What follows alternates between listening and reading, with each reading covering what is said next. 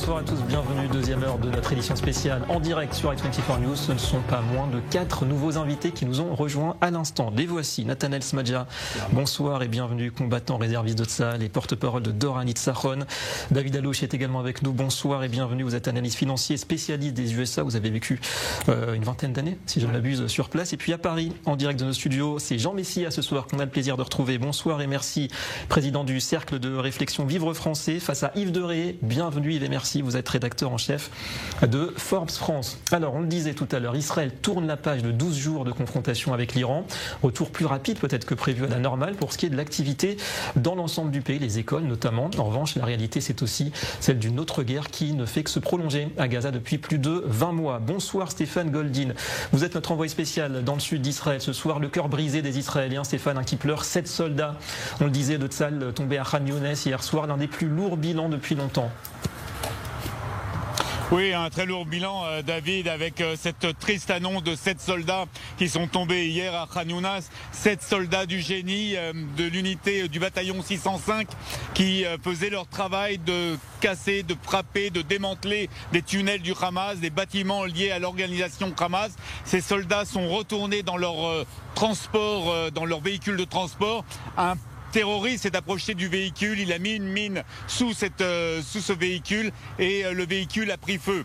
Les soldats de Tsahal qui étaient autour de ce véhicule ont essayé d'éteindre cet incendie en jetant du sable dessus, mais voyant que ça ne marchait pas, ils ont pris la décision de ramener, de tracter ce véhicule hors du territoire de Gaza via l'axe Salah al-Din.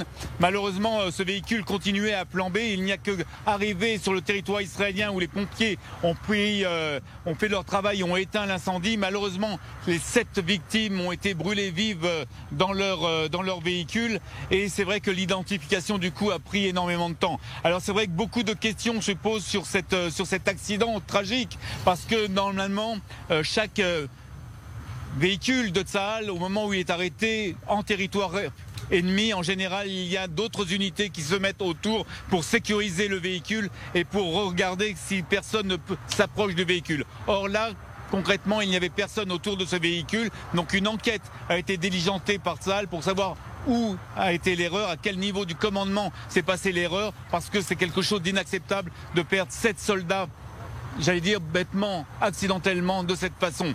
Toujours est-il qu'ici, à Gaza, les combats continuent, ils ne se sont jamais arrêtés depuis 628 jours. Aujourd'hui, l'armée de l'air a attrapé durement un quartier, l'est de Gaza, Sajaya exactement, le chouk de Sajaya, avec des bâtiments qui étaient des bâtiments qui appartenaient à l'organisation terroriste du Hamas. Parallèlement à cela, il faut savoir que l'aide humanitaire continue à être donnée aux Gazaouis, à être approvisionnée aux Gazaouis.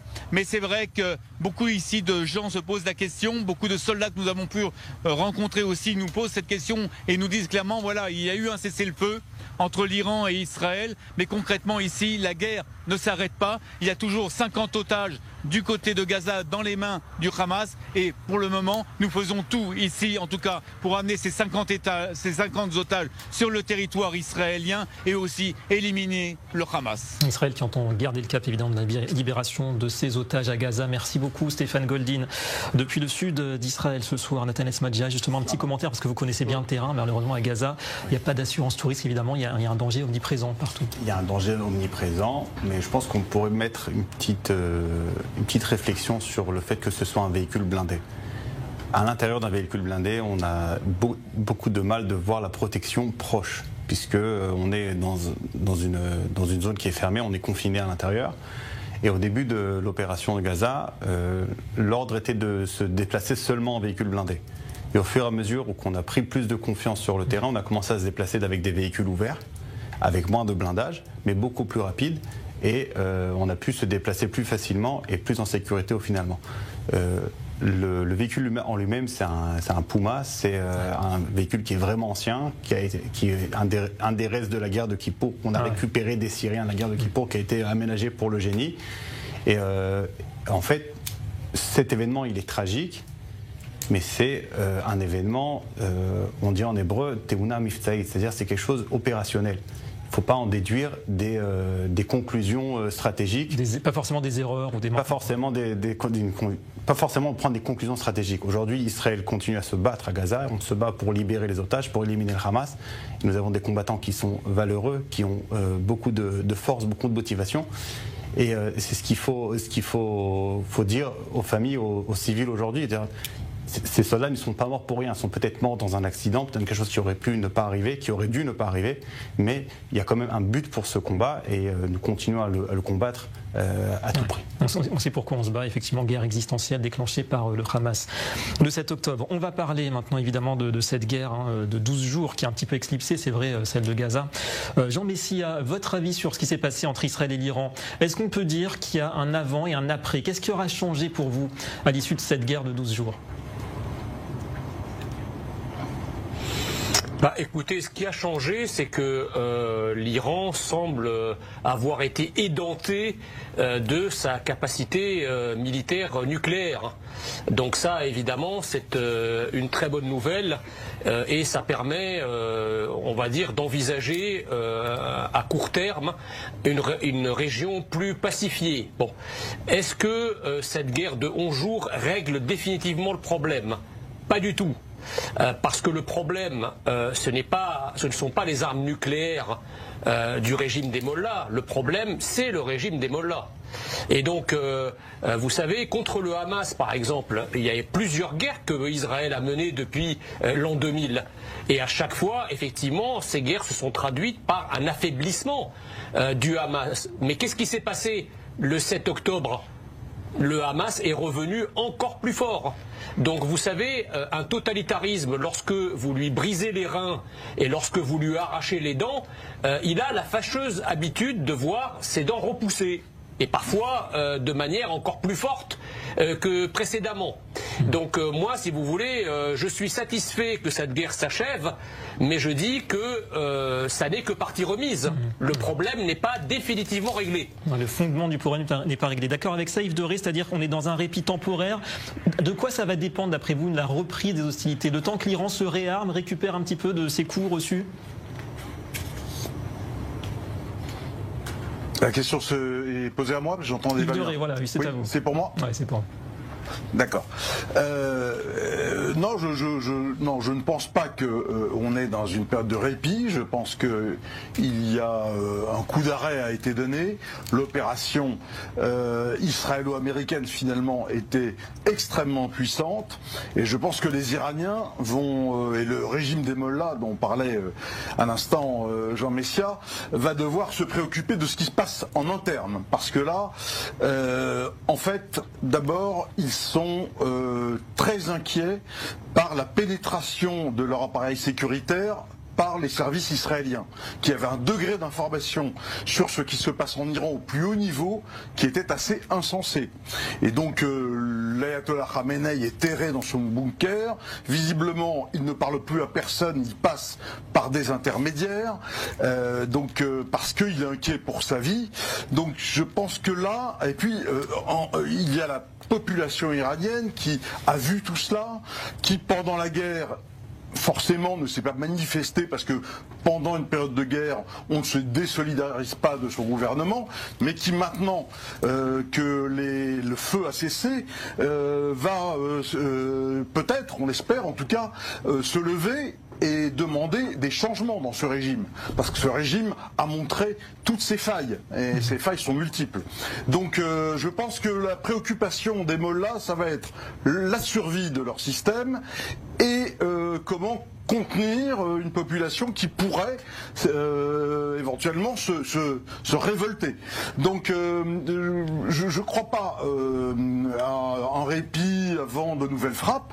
En revanche, c'est vrai que quand je voyais votre sujet sur Gaza, quand on sait que le Hamas est un proxy de l'Iran, on se demande quand même pourquoi, quitte à avoir lancé cette opération de grande ampleur avec Israël, les États-Unis, les B2, toute la puissance de feu d'Israël et des États-Unis conjuguée, pourquoi la situation à Gaza ne semble pas avoir fait partie des discussions autour du cessez-le-feu? Parce que le Hamas, sans l'Iran, c'est plus Hamas, c'est plus grand chose même, sans doute. Et là, on n'a pas le sentiment que ni le sort des otages, ni le désarmement du Hamas, tout ça n'est pas entré dans cette discussion autour du cessez-le-feu. Et ça, je trouve ça étrange et regrettable. Alors attendez, Jean Messia pas d'accord avec ça, en sachant, on l'a dit tout à l'heure, quelque part que l'Iran affaibli, ça peut aussi quelque part affaiblir par ricochet le Hamas qui est l'un de ses satellites. Alors ça affaiblit surtout les proxys chiites. Par exemple le Hezbollah évidemment et les Houthis d'ailleurs qui sont le Hezbollah effectivement est très affaibli par rapport à ce qu'il était il y a encore 2 ans et les Houthis évidemment qui sont directement soutenus par l'Iran qui envoie des conseillers etc. aussi. Le Hamas est certes soutenu par l'Iran mais il ne faut pas oublier que le Hamas c'est l'islam sunnite. Donc à la base s'il n'y avait pas Israël, le Hamas combattrait les chiites encore pire que les juifs. Vous comprenez? Parce que comme disait le roi d'Arabie Saoudite, les chiites sont pires que les chrétiens et que les juifs parce que eux se prétendent musulmans. Donc si vous voulez, il y a une alliance de circonstances entre le Hamas sunnite et l'Iran chiite parce qu'ils ont le même ennemi, mais on ne peut pas dire que le soutien qu'apporte l'Iran au Hamas soit le même qu'il apporte au Hezbollah. Le Hezbollah est une excroissance de l'Iran, de même que d'ailleurs que les Houthis. Le Hamas, ça reste quand même un mouvement indépendant, un mouvement sunnite qui est aidé par l'Iran, mais sans qu'il soit irrigué par des cadres iraniens, sans qu'ils ne reçoivent des ordres depuis l'Iran. Donc c'est pas du tout la même configuration. J'ajoute que vous savez, depuis maintenant plusieurs mois, on parle, la gauche, la France insoumise, etc., et pas mal de personnes à travers le monde parlent de génocide à Gaza. Moi, je suis très étonné de que ce terme continue à exister, parce que vous savez, un génocide, ça s'arrête. C'est-à-dire que si le Hamas dépose les armes et rend les otages, un génocide par définition ne s'arrête pas. On ne voit pas par exemple le génocide des Juifs au XXe siècle ou le génocide des Arméniens en 1915. Qu'est-ce qui les aurait arrêtés ces génocides-là? Rien. Parce qu'il y a une intention génocidaire. Or là, il y a quelque chose qui peut arrêter, non pas le génocide, parce qu'un génocide ne s'arrête pas, encore une fois, mais qui peut arrêter la guerre.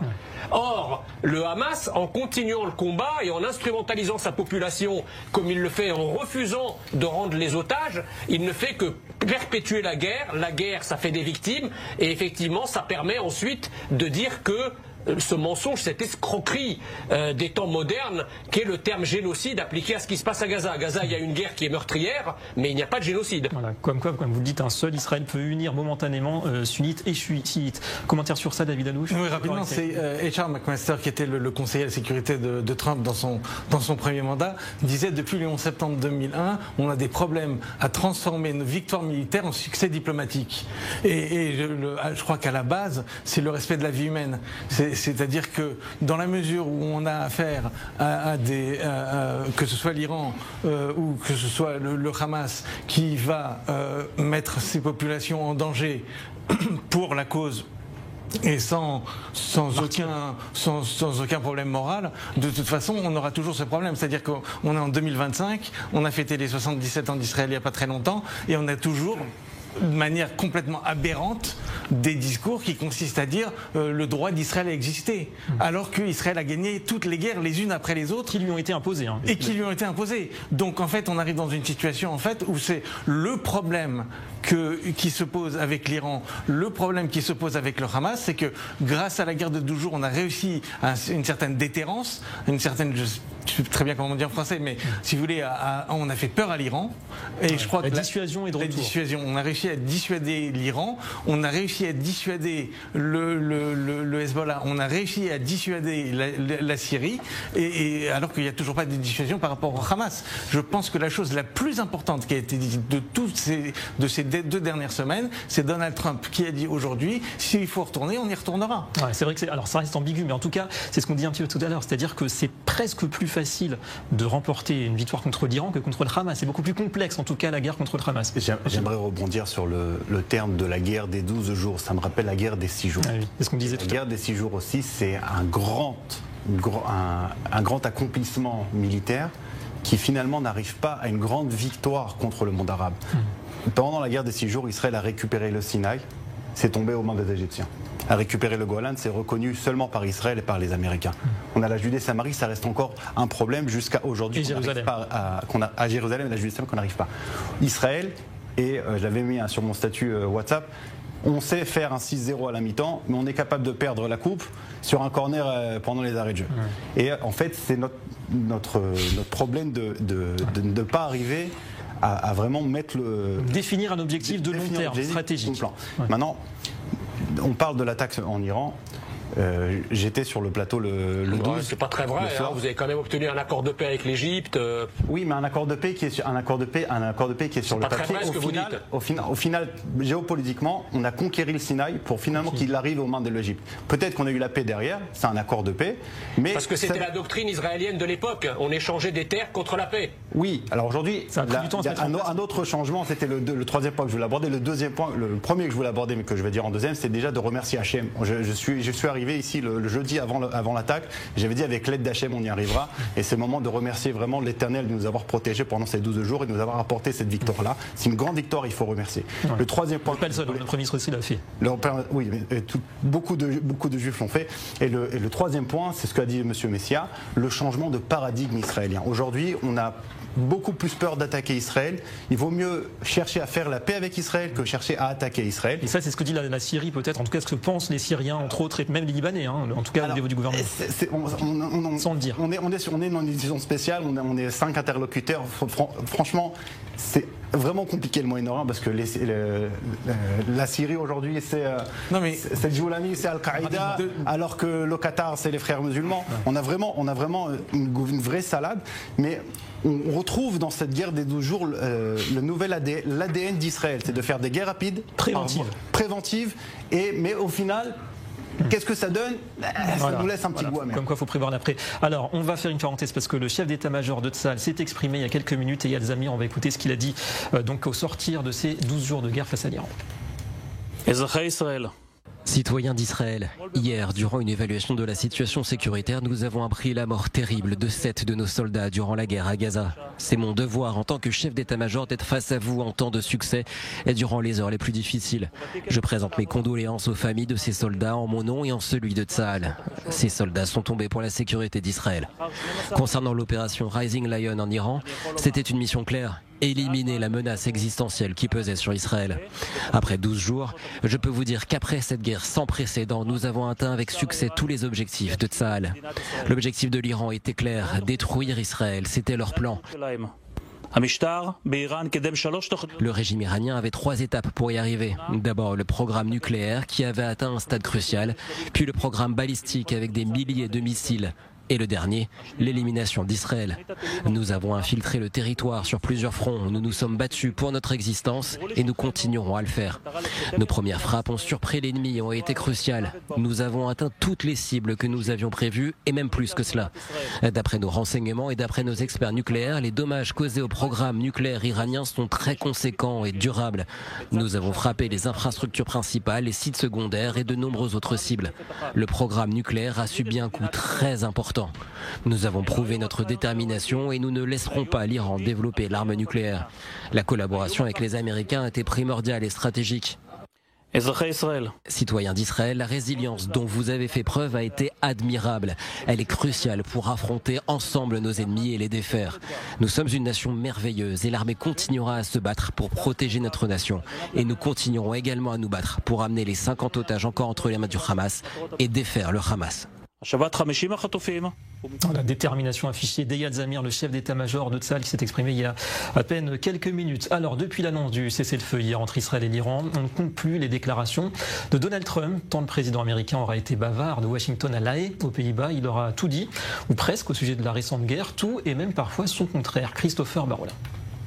C'est semble-t-il l'un des sujets favoris du président américain ces dernières heures. Depuis le cessez-le-feu entre Israël et l'Iran, Donald Trump a multiplié les déclarations au sujet de la guerre entre les deux pays. Dernièrement sur la durée du cessez-le-feu entre le régime des Mollahs et Israël. Et ils sont tous les deux fatigués et épuisés.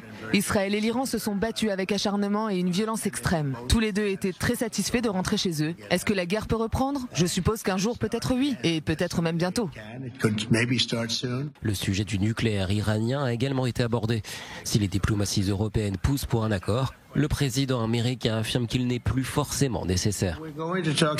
Nous allons discuter avec l'Iran la semaine prochaine. Nous signerons peut-être un accord, je ne sais pas. Pour moi, ce n'est pas forcément si nécessaire. Peu importe d'avoir un accord ou non. La seule chose que nous demanderions, nous ne voulons pas d'armes nucléaires.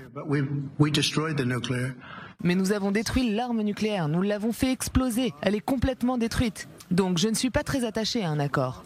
Mais si nous obtenions un document, ce ne serait pas si mal. Sur les conséquences des frappes américaines contre l'infrastructure nucléaire de Fordo, Donald Trump s'est montré optimiste.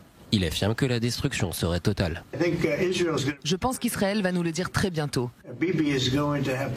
Car Bibi va avoir des gens impliqués dans toute cette affaire. On dit que c'était une destruction totale. N'oubliez pas que les flammes sont entièrement souterraines. Si vous regardez les photos, avant et après, tout au-dessus est noirci par les flammes. Les arbres, tout. C'était, je crois, une destruction totale. Je crois qu'ils n'ont pas eu le temps de récupérer quoi que ce soit. Car nous avons agi vite. Donald Trump a également laissé entendre que des agents israéliens étaient sur place pour vérifier la destruction. Quant à la guerre à Gaza, le président américain croit savoir que la guerre contre l'Iran et les frappes américano-israéliennes contre les infrastructures nucléaires pourraient bien changer les choses dans le bon sens et rapprocher Israël d'un cessez-le-feu et de la libération des 50 otages encore entre les mains du Hamas. Alors c'est vrai David Delouche, quand on réfléchit, c'est vrai qu'on se dit que c'est passé cette conjonction d'éléments, cet alignement des étoiles quelque part qui a permis les opérations israéliennes en Iran, c'est aussi parce qu'il y a un certain Donald Trump à la Maison Blanche.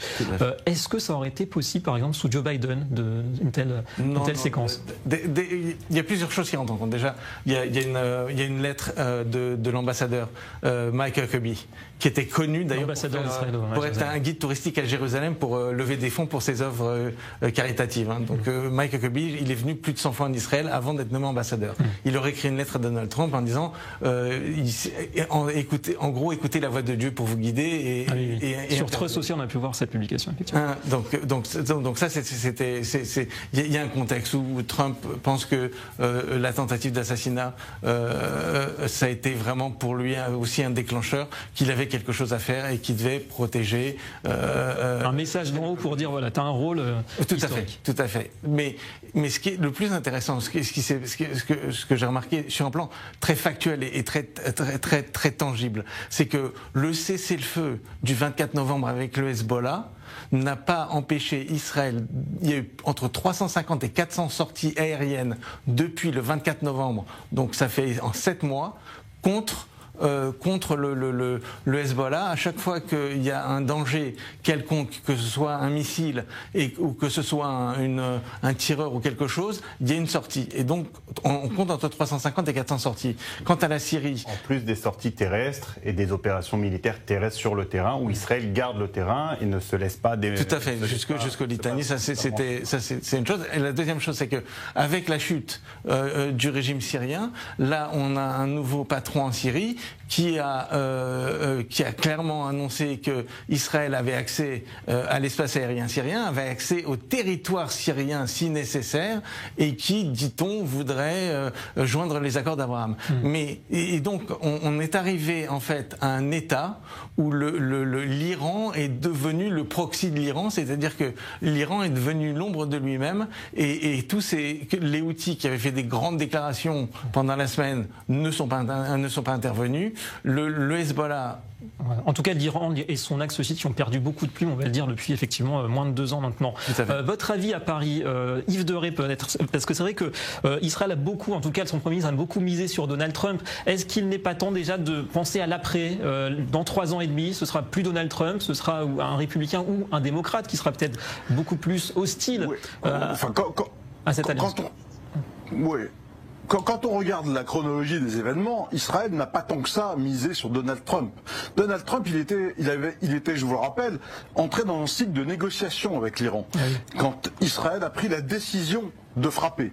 Et donc, visiblement, ça n'était pas la stratégie au départ de Donald Trump. Et Donald Trump a plutôt volé au secours de la victoire, et pour reprendre la main, est venu avec ses B2 frapper à son tour, et en effet il a repris la main de cette manière-là, de manière assez magistrale. Mais je crois que Israël a fait un acte très important en prenant l'initiative de bombarder l'Iran malgré l'initiative diplomatique de Trump. Moi je me souviens de la première guerre du Golfe et de ce moment terrible qui, à mon avis, a été très important dans l'évolution de la doctrine israélienne, qui a été que Israël, à cette époque-là, quand ils ont reçu les scuds de Saddam Hussein, en Israël, sur Tel Aviv, etc., eh bien, à la demande de George Bush père, ils n'ont pas répondu. C'était la première fois qu'Israël ne répondait pas à une attaque. Et je pense qu'à ce moment-là, la force, la puissance de dissuasion d'Israël a été réduite par cette inactivité, par cette passivité, se mettant complètement dans la main des Américains. Là, ce n'est pas ce qu'a fait Israël. Israël ne s'est pas mis dans la main des Américains. Il y a eu un moment où Israël a pris l'initiative. Trump a voulu reprendre la main et donc il y a eu une forme de conjonction des forces israéliennes et américaines. Et il faudrait souhaiter que, en fait, cet effort conjoint se poursuivent à Gaza. J'ai cru entendre aussi qu'aujourd'hui, Trump a dit qu'on avait avancé. On était en train d'avancer sur ce dossier. Voilà, en tout cas, donc, vous dites, voilà. Si sur ce coup-là, il ne dit pas n'importe quoi. Mais vous dites, voilà, Trump ou pas, on a bien compris. Parce que moi, Trump ou pas, Israël j'entends ce que dit Jean Messia sur les sunnites. Ouais. Allez, c'est la pause. Hein, en tout cas, voilà, on a bien compris. Non, c'est la pause. Malheureusement, en tout cas, vous dites Trump ou pas, Israël conserve une marge de manœuvre face aux Américains.